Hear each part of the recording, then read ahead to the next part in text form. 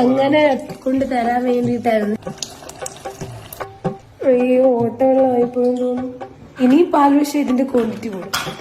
ചായ പോയെങ്കിൽ അടിപൊളി.